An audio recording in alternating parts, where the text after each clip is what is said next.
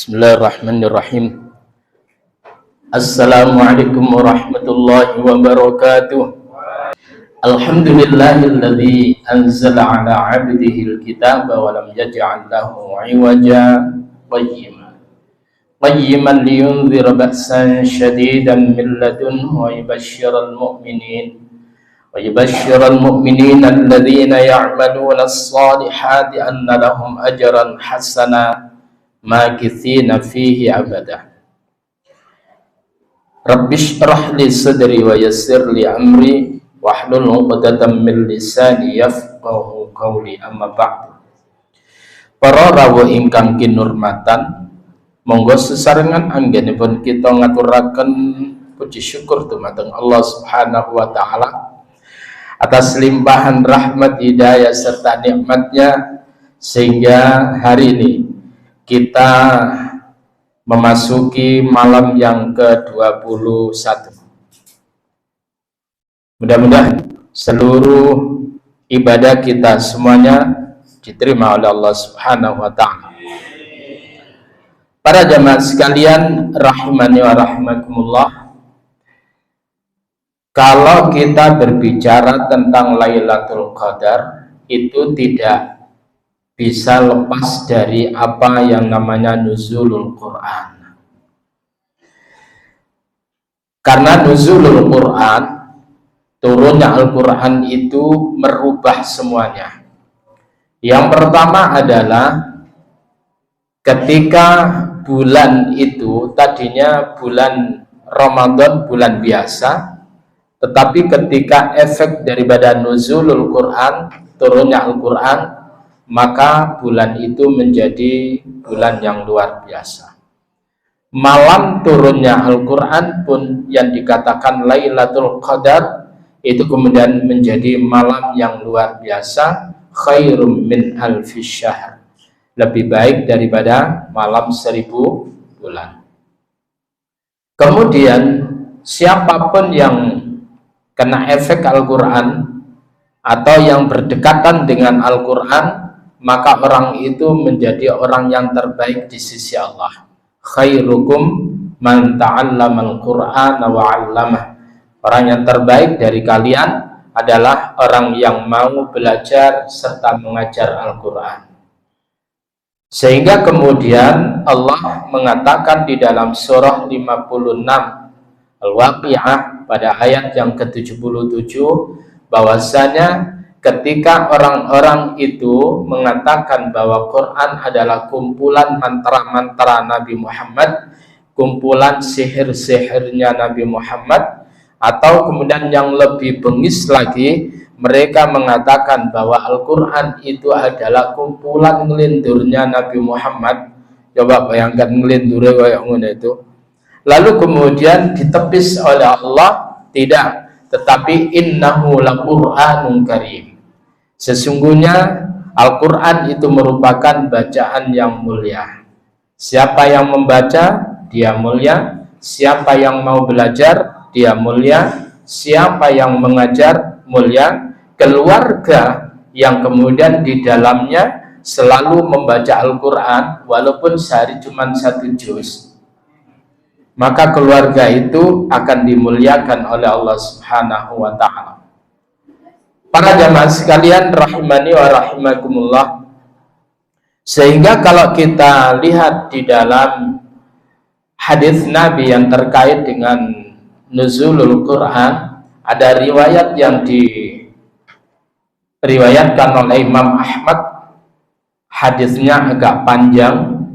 Kata Rasulullah sallallahu alaihi wasallam, unzilat suhufu Ibrahim fi awwali lailatin min Ramadan, bahwa suhuf Ibrahim, lembaran-lembaran firman Allah yang diturunkan oleh Allah kepada Ibrahim, itu adalah diturunkan pada awal malam bulan Ramadan. Kalau kemarin kita adalah puasanya hari Rabu, maka malam Rabunya itu adalah diturunkan suhuf Ibrahim. Apa itu suhuf? Suhuf itu jamak daripada sahifah, yaitu lembaran-lembaran wahyu Allah. Lalu kemudian wa unzilatit Taurah, dan Taurat itu diturunkan oleh Allah kepada Nabi Musa melalui waktu 40 hari, dan itu adalah lisittin madhain min Ramadan, pada tanggal 6 bulan Ramadan dimulai. Lalu kemudian wal Injil, dan Injil itu diturunkan oleh Allah adalah lisalasa asyrata khalat min Ramadan, pada tanggal 13 bulan Ramadan. Lalu kemudian Al-Quran diturunkan kapan? Wa anzalallahul Qur'ana, dan Allah turunkan Al-Quran adalah di arba'in wa ishrina khalat min Ramadan, yaitu diturunkan pada tanggal 24 malam 25 bulan Ramadan. Sehingga itulah kemudian kenapa Nabi itu kalau sudah memasuki al-ashrul awakhir, yaitu pada 10 yang terakhir, beliau tersebut itu menghidup-hidupkan malamnya, bahkan syadda mi'zarahu, yaitu mengencangkan ikatan sarungnya, dan kemudian beliau ahya lailahu, menghidupkan malam-malam Ramadan itu 10 hari yang terakhir, wa ayqadha ahlahu, dan membangunkan daripada keluarganya untuk bangun menghidup-hidupkan malam Ramadan untuk i'tikaf. Nah, para jamaah sekalian, kenapa? Karena pada malam yang terakhir, 10 yang terakhir itu ada yang lain yang dikatakan Lailatul Qadar. Kalau di dalam surah Ad-Dukhan, ya, kalau surah Ad-Dukhan itu ketika Allah menyatakan Bismillahirrahmanirrahim, Hamim wal kitabil mubin, inna anzalnahu fi lailatin mubarakatin, inna kunna munzirin. Hamim wal kitabil mubin, demi kitab, ya, yang nyata, wal kitabil mubin, inna anzalnahu, sesungguhnya kami menurunkan Al-Quran fi lailatim mubarakah, pada malam yang diberkahi oleh Allah. Inna kunna munzirin, sungguh kami, artinya Rasulullah Muhammad sallallahu alaihi wasallam, kunna munzirin adalah kami termasuk di antara orang-orang yang memberikan peringatan dengan Al-Quran itu. Para jamaah sekalian rahimani wa rahimakumullah, kalau kita telusuri, ini para ulama itu meneliti bahwa di dalam surah Al-Qadar itu ada kalimat Lailatul Qadar yang diulang berapa kali, Pak? Ini kan apa, cerita unik ini ketika ada imam, ya, imam tas-tasan, imam tas-tasan, ngerti ya? Begitu gagahnya membaca inna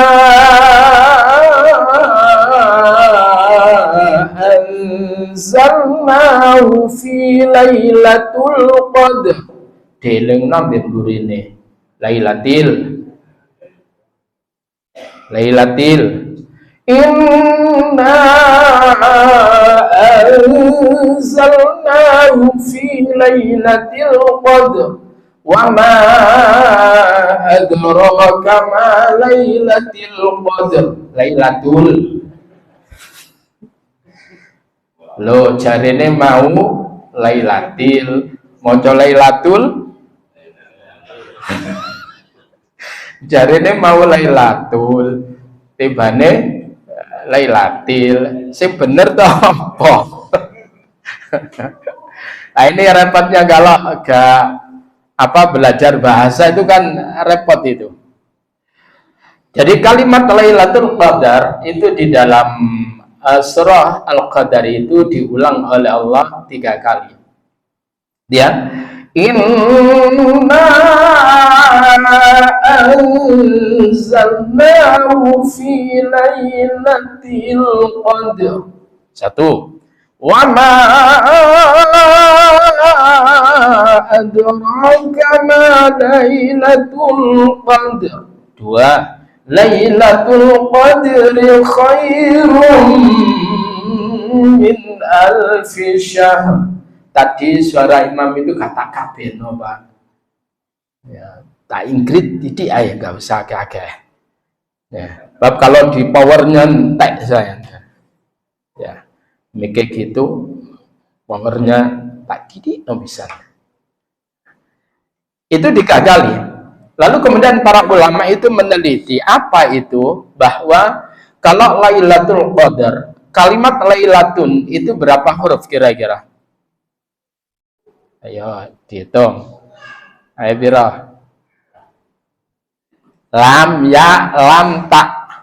Berapa? 4. Al-Qadar berapa hurufnya? Alif, lam, qaf, dal, ra. Ayo 4 bisa. 5. Sehingga berapa? 9. 9 kali 3 berapa? Nah, itulah kemudian para ulama mengatakan kebanyakan Allah turunkan Lailatul Qadar itu malam ke-27.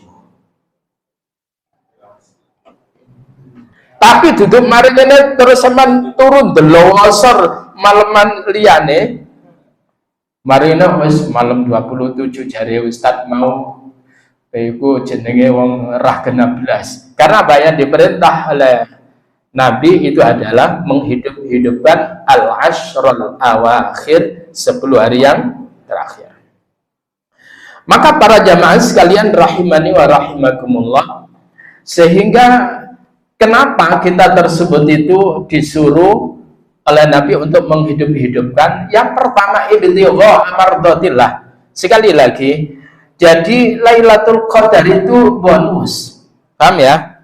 Tetapi kita ini niatannya itu jangan karena Lailatul Qadarnya, tetapi adalah ibtigha mardatillah, untuk mencari keridhaan Allah.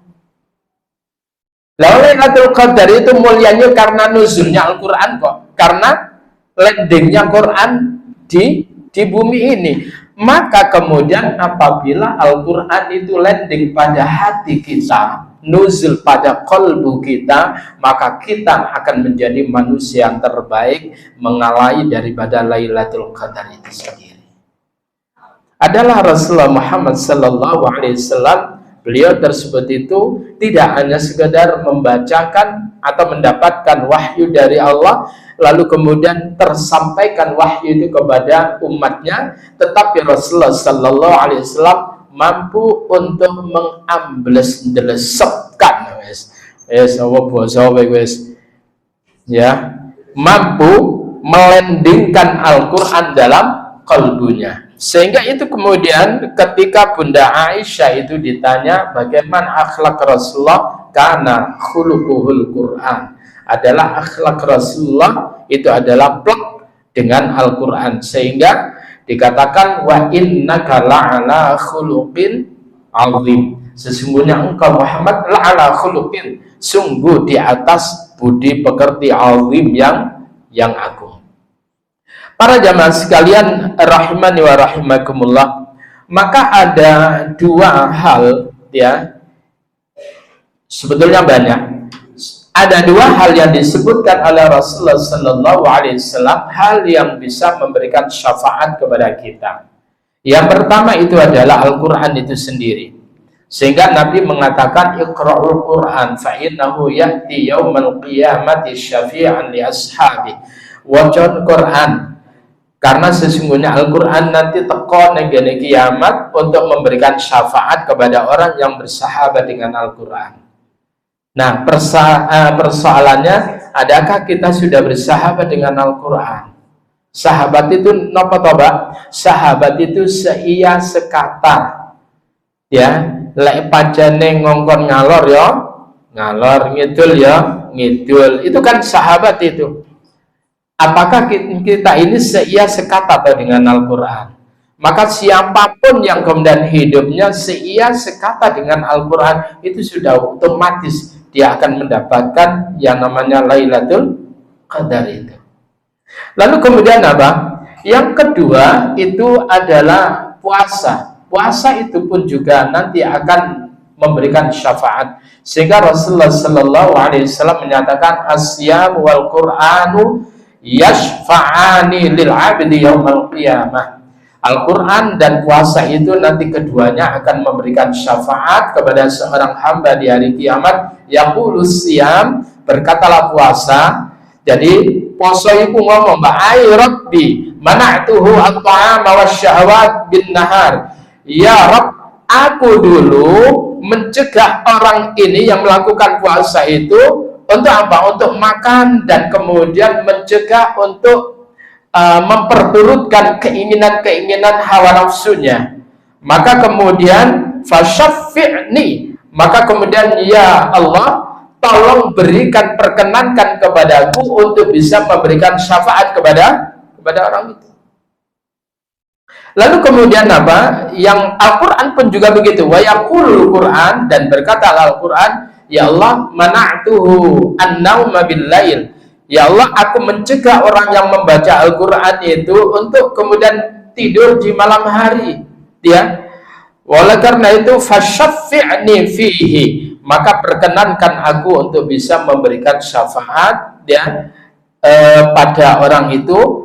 Qala, maka kemudian Allah menyatakan fayusyaffa'ani, maka keduanya diberi perkenan oleh Allah untuk memberikan syafaat bagi orang-orang yang puasa dan membaca Al-Quran. Para jamaah sekalian rahimani wa rahimakumullah. Lalu kemudian kita ini ketika iktikaf. Iktikaf itu apa toh, Pak? I'takafa ya'takifu i'tikaf itu artinya berdiam diri untuk ibadah. Lah wong catur iku ya meneng loh, Pak. Coba mari ngene iktikaf, berdiam diri, mari ngene nggo sekak ning kene Masjid Al Ilham ini. Manteng, Mbak. Paling ngomong lek gregeten sekak ster. Tapi itu bukan ibadah. Tapi yang dimaksud adalah berdiam diri di masjid kalau tidak ada keperluan yang mendesak dia berada di dalam masjid. Maka kemudian di dalam masjid itu ia membaca Al-Quran, dia sholat, dia berdoa, dia tafakur. Boleh jadi itu kemudian di dalam masjid itu kemudian dihidupkan budaya untuk kemudian musyawarah ya dalam satu hal. Sehingga kalau sekiranya di waktu iktikaf ada musyawarah tentang kemudian Al-Quran atau Al-Hadis, itu kayaknya itu kemudian tidak gampang ngantuk. Tapi lah ibadah itu kemudian personal meneng maca Quran gua ya itu Pak. Mari ini begitu oleh sak lembar, sak halaman atau sak lembar mulai rasane jenenge Quran iku kaya pil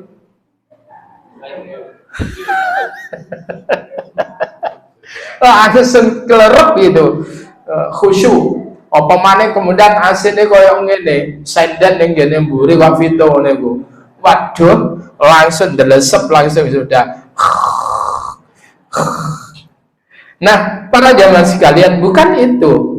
Bukan untuk itu, tapi orang itu iktikaf untuk ibadah.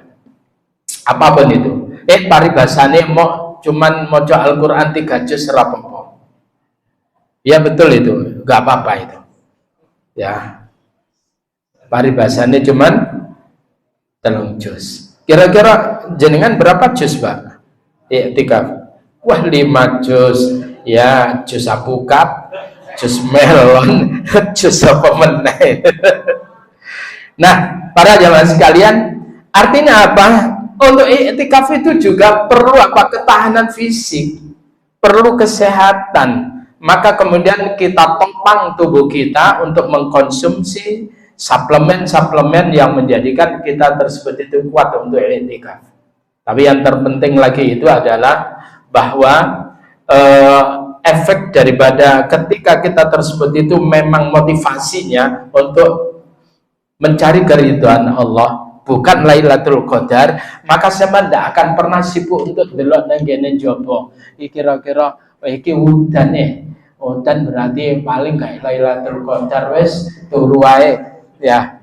Karena banyak orang-orang yang mengadakan penelitian neliti barang ngono kuwi. Ndak ada kaitannya dengan itu. Wis pokoknya malam sampean itu melek untuk ibadah, insya Allah itu bonusnya adalah Lailatul Qadar. Paham sahabat? Assalamualaikum warahmatullahi wabarakatuh.